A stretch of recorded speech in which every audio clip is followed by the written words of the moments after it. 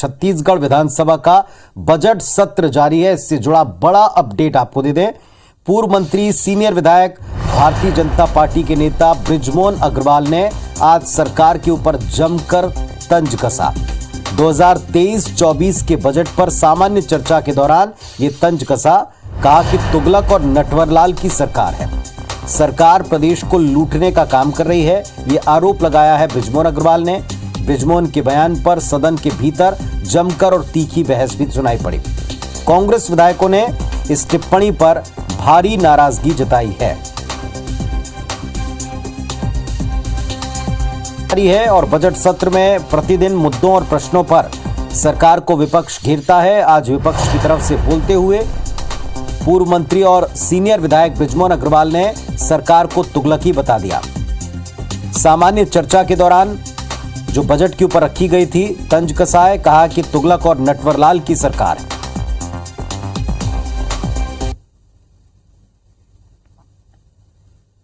राजनीतिक दल में जो विपक्षी पार्टी होती है वो आंदोलन करती है, धरना करती है, प्रदर्शन करती है, परंतु आंदोलन, धरने, प्रदर्शन के जो केस दर्ज होते हैं उसको आधार बनाकर किसी राजनीतिक दल के कार्यकर्ताओं को जिला बदर का नोटिस देना, ये अपने आप में तानाशाही पूर्ण है। हमको ये इंदिरा जी की याद दिलाता है। और फिर वहां के विधायक और मंत्री खड़े होकर बोलते हैं कि हम उनको जेल में भेजेंगे, उनके खिलाफ में कार्रवाई करेंगे। हमने कहा कि ऐसी मानसिकता वाले लोगों की मानसिकता को कुचलने की ताकत हम रखते हैं और भारतीय जनता पार्टी डरने वाली नहीं है, घबराने वाली नहीं है। हम इसका माकूल जवाब देंगे और ये राजनीतिक कारणों से बीजेपी के कार्यकर्ताओं के खिलाफ जिला बदर की कार्रवाई की जा रही है, हम इसका डटकर विरोध करेंगे।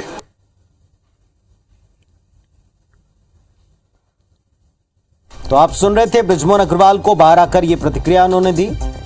लेकिन बीजेपी विधायक ने ये कहा सदन के भीतर कि ये तुगलकी सरकार है, तुगलकी फरमान देती है, नटवरलाल की सरकार है, जनता को लूट रहे हैं। सत्ता पक्ष ने इस पर तीखी प्रतिक्रिया भी व्यक्त की है। सत्ता पक्ष के विधायकों ने इस बयान का जमकर विरोध किया है।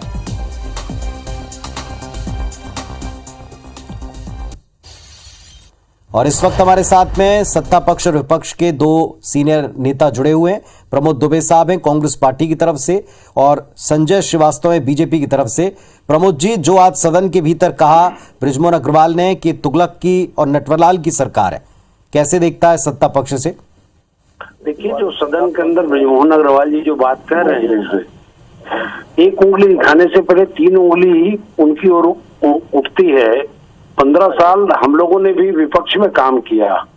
जितने बृजमोहन अग्रवाल जी की उम्र होगी उतना पुलिस केस हम लोगों के ऊपर उन्होंने नाम चिन्हित करके दायर करवाया था। छत्तीसगढ़ी में कहावत है कि जेकर जैसे दाई ददा तेकर तैसे लैका और जैसे जैसे घर द्वार तेकर तैसे फैरका। तो बृजमोहन अग्रवाल जी जिस संस्कृति और संस्कार के हैं तो उनको हर आदमी तुगलक लगता होगा, हर आदमी उनको इस प्रकार के लगते होंगे। इसलिए आत्मावलोकन कर लेना चाहिए पहले उनको कि उनकी सरकार में किस प्रकार से दमन, और तो और उन्होंने तो यहाँ तक के भी किया था कि माननीय भूपेश बघेल जी की मां तक को घंटों यहाँ बैठना पड़ा था। कम से कम ये संस्कृति और संस्कार तो हमारे यहाँ तो नहीं था कम से कम। और मैं किसका उदाहरण दूं, मेरे स्वयं के ऊपर 46 पुलिस केस थे जो केवल चक्का जाम और उसके थे। विकास उपाध्याय के ऊपर 56 से ज्यादा केस भारतीय जनता पार्टी की सरकार में उन्होंने लगाया। थाने में बैठ कर जो लोग ये कृत्य किया करते थे, आज वो इस प्रकार की अगर बात कर रहे हैं तो कांग्रेस सरकार में ये कैसे चेहरे देख करके वो नहीं करते। अब जो शराब की मान लो तस्करी में पकड़ा रहा है रेड हैंडेड, तो क्या उसको छोड़ दिया जाए? क्या इस प्रकार के जो कृत्य करने वाले लोग हैं क्या उनको माफ कर दिया जाए? तो माननीय बृजमोहन अग्रवाल जी कुछ कहने के पहले अपना आत्मावलोकन कर लें और अपनी सरकार का आत्मावलोकन कर लें तो बेहतर होगा।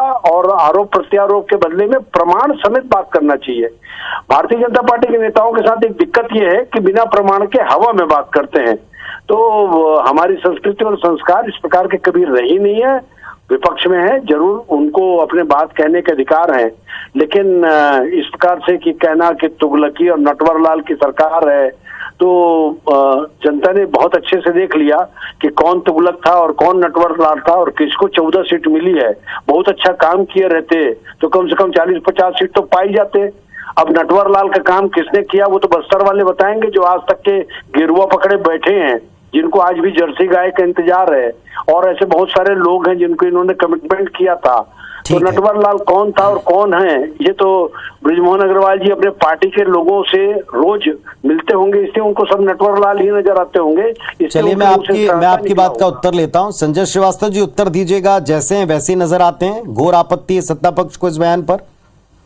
देखिए, ये बार बार कह रहे हैं कि प्रत्यक्ष को प्रमाण लेकर आए, तो मुझे लगता है जो दृष्टिहीन सरकार है, जिसकी आंखें बंद हो गई हैं और जिसको दिखाई नहीं दे रहा 4.25 साल से, उनको कैसे प्रमाण दिखेगा।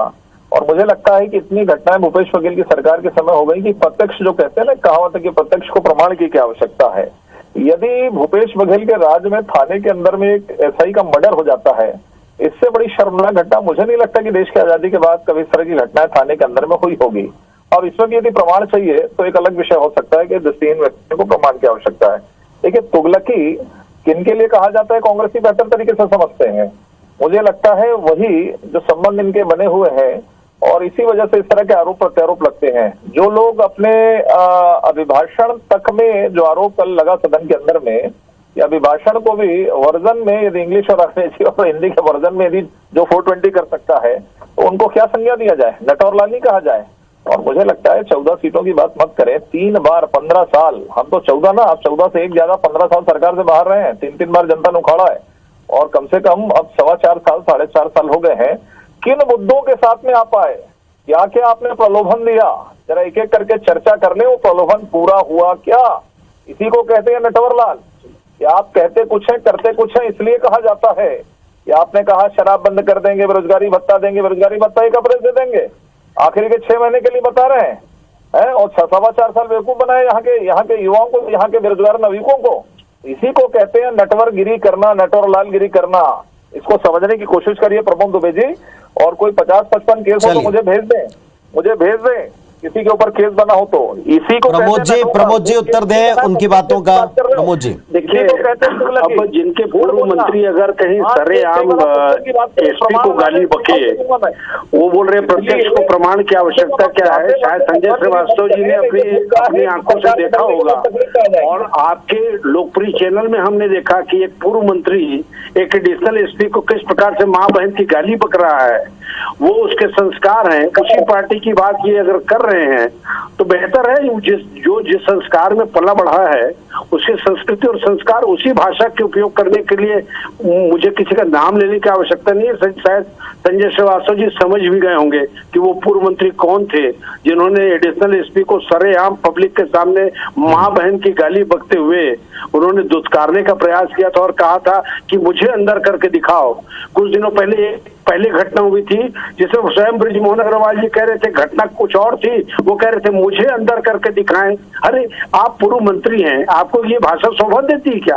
अरे जो जिसका प्रकरण था 376 का जो प्रकरण था, महिला ने आरोप लगाया सरेआम, वहां कह रहे हैं बृजमोहन अग्रवाल जी कि मेरे ऊपर केस लगा कर दिखाओ।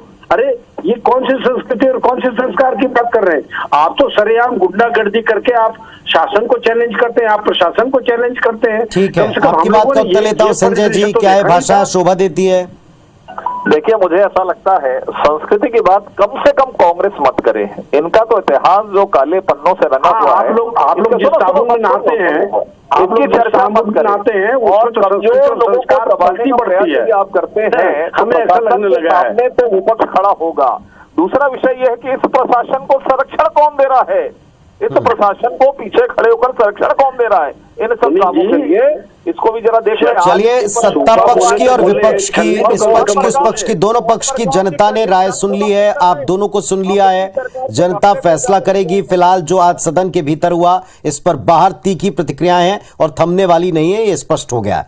बहुत धन्यवाद आप दोनों का अपनी बात रखने के लिए।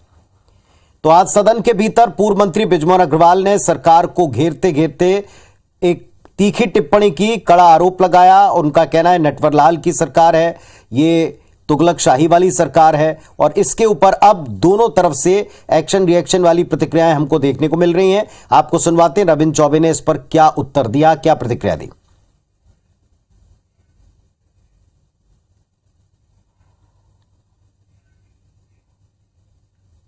राजनीतिक दल में जो विपक्षी पार्टी होती है वो आंदोलन करती है, धरना करती है, प्रदर्शन करती है, परंतु आंदोलन धरने प्रदर्शन के जो केस दर्ज होते हैं उसको आधार बनाकर किसी राजनीतिक दल के कार्यकर्ताओं को जिला बदर का नोटिस देना ये अपने आप में तानाशाही पूर्ण है। हमको ये इंदिरा जी की याद दिलाता है। और फिर वहां के विधायक और मंत्री खड़े होकर बोलते हैं कि हम उनको जेल में भेजेंगे, उनके खिलाफ में कार्रवाई करेंगे। हमने कहा कि ऐसी मानसिकता वाले लोगों की मानसिकता को कुचलने की ताकत हम रखते हैं और भारतीय जनता पार्टी डरने वाली नहीं है, घबराने वाली नहीं है। हम इसका माकूल जवाब देंगे और ये राजनीतिक कारणों से बीजेपी के कार्यकर्ताओं के खिलाफ जिला बदर की कार्रवाई की जा रही है, हम इसका डटकर विरोध करेंगे।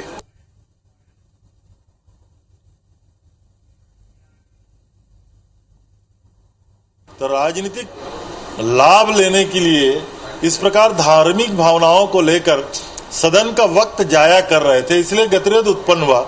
ऐसी कोई घटना हुई नहीं। क्रिमिनल्स के खिलाफ पुलिस का जो रूटीन का काम है उसके अलावा कवर्धा में कुछ नहीं। अब उत्तेजना में उधर से बृजमोहन जी कह रहे थे और इधर से अकबर भाई उसका जवाब दे रहे थे, लेकिन मैं समझता हूं कि कवर्धा की घटना से इसका कोई तारतम्य नहीं। तो लगता नहीं कि जल्दी इसके ऊपर प्रतिक्रियाओं का दौर थमेगा। इस पर अपडेट हम आपको लगातार देते रहेंगे।